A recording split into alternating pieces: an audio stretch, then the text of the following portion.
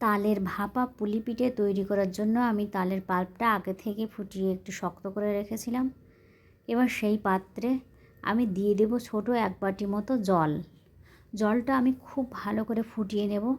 ফুটে ওঠা জলে আমি দিয়ে দেব বড় চামচের 2 চামচ তালের পাল্প।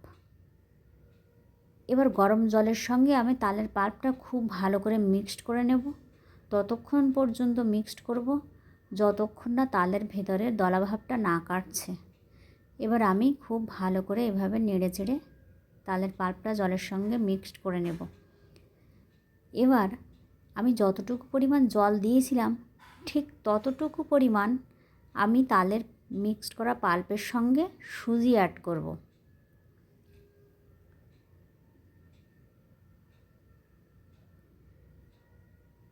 আর দিয়ে দেব 2 চামচ মতো চিনি। ভাপা পিঠেতে চিনিটা একটু বেশিই লাগে, কারণ পুলি পিঠেটা মিষ্টি হলে তবেই খেতে টেস্ট আসে।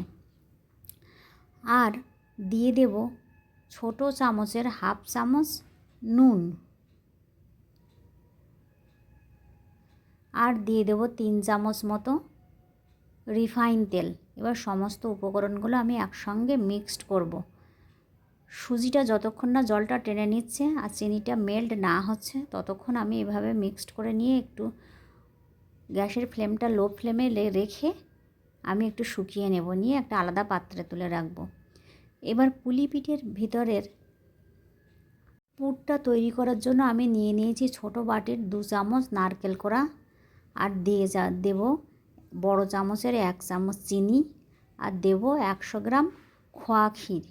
3টি উপকরণ আমি খুব ভালো করে মিক্সড করে চিনিটা মেল্ট করে নিয়ে আমি পুরটা খুব ভালো করে তৈরি করে নেব। এখানে আমার পুরটা তৈরি করা কমপ্লিট হয়ে গেছে। এবার আমি পুলি পিঠে তৈরির জন্য যে ডোটা নিয়েছিলাম তার সঙ্গে অ্যাড করে নেব ময়দা। ময়দাটা নিলে রান্না করতে সুবিধাও হয়, পুলি পিঠেগুলো আর ভেঙে যায় না, খেতেও খুব ভালো হয়, নরম হয়। এবার আমি ময়দাটা দিয়ে খুব ভালো করে সুজি আর তালের পাল্প মিক্সড করে নিয়েছি। তার সঙ্গে দিয়ে দিয়েছিলাম আরও 2 চামচ মতো তেল, যাতে ডোটা খুব সফট হয়। এবার আমি 2 হাতের সাহায্যে ছোট ছোট লেচিগুলোকে গোল বল করে নিয়েছি। আমি ডোটার থেকে আগে থেকেই ছোট ছোট লেচি কেটে রেখেছিলাম, সেগুলো 2 হাতের সাহায্যে গোল করে ছোট ছোট বল করে নিয়েছিলাম। এবার এরকম 2 আঙুলের সাহায্যে প্রেস করে করে আমি একটা গর্ত করে নেব। গোল বলের ভেতরগুলো এরকম গর্ত করে নিয়ে নেব। এবার তার ভিতরে দিয়ে দেব পুরগুলো আমি বেশ লম্বাভাবে দেব। লম্বাভাবে দিলে পুলি পিঠেগুলো বেশ দেখতে ভালো লাগে। এবার পুরটা আমার ভরা হয়ে গেলে আমি মুখটা বন্ধ করে দেব।